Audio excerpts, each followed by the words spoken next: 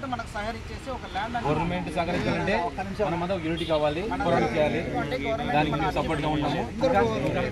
Government మనం అర్జీ పెట్టుకుంటే ఏదైనా గవర్నమెంట్ అర్జీ పెట్టాలంటే ఐటీ కావాలి కాబట్టి ఆ యూనియన్ కాదు, all drivers. Okay, unions own driver కాదు, ఆల్ యూనియన్స్. మేము ఢిల్లీకి వెళ్ళాం, అక్కడ వచ్చేసి 100 యూనియన్ కలిసే కదా, కానీ కుటుంబం. కానీ ఎందుకు ఢిల్లీకి ఎందుకు వెళ్ళాం అనేది మన ఆ మాటల్లో మన అధ్యక్షుడటువంటి అరవ భాష మాటలు ఇద్దాం మనము.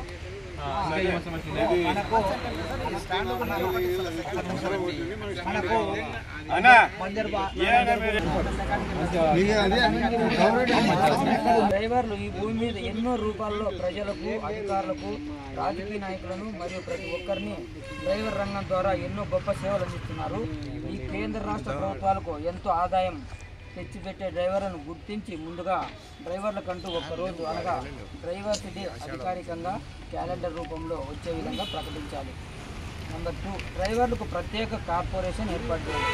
తద్వారా మా వర్గానికి కావాల్సిన వనరులను ప్రభుత్వం కల్పించి మరియు డ్రైవర్లకు వెల్ఫేర్ బోర్డు ఏర్పాటు చేసి ఇవ్వాలి.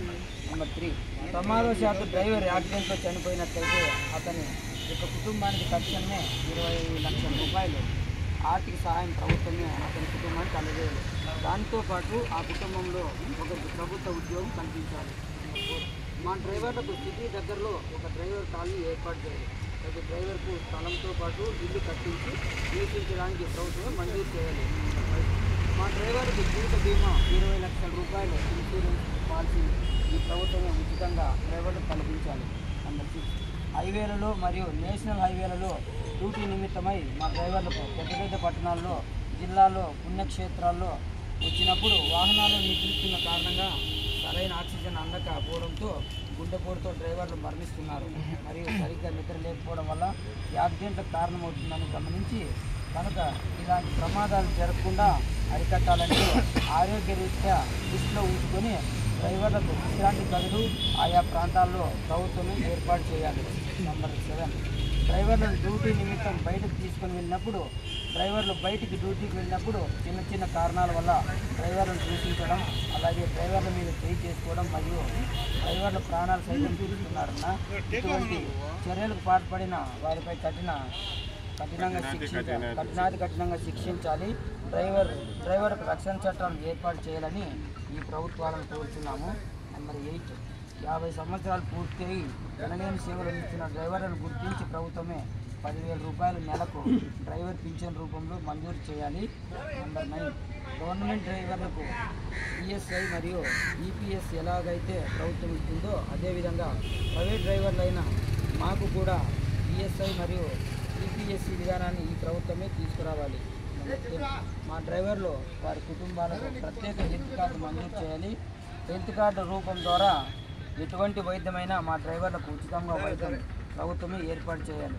ప్రతి ఒక్క హాస్పిటల్ నందు ఈ ఉచిత వైద్యం అందేలా ప్రభుత్వమే చర్యలు తీసుకోవాలి. నెంబర్ 11, ప్రమాదవశాత్తు యాక్సిడెంట్లో అంగవైకల్యం చెందితే అతని యొక్క కుటుంబానికి లేదా అతనికి 10 లక్షల రూపాయలు ప్రభుత్వమే తక్షణం అందజేయాలి. 12, మా డ్రైవర్ యాక్ట్ కింద పనిచేయ సమయం 8 గంటలు పని పరిగణలోకి తీసుకురావాలి. కానీ మా ప్రయాణంలో ఎక్కువ సమయం కేటాయించినప్పుడు తగు మా కష్టానికి ప్రతిఫలం చేకూరేలా ప్రభుత్వమే చర్యలు తీసుకోవాలి.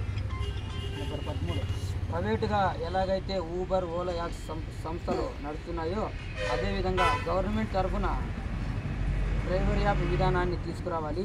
ఈ డ్రైవర్ యాప్ ద్వారా ప్రతి డ్రైవర్కు కూడా ఉపాధి పొందేలా ప్రభుత్వమే కల్పించాలి. ఈ విధానాన్ని కేంద్ర రాష్ట్ర ప్రభుత్వాలే అమలు చేయాలి. ప్రతి జిల్లాలో డ్రైవర్ సంఘం కలిగిన వారు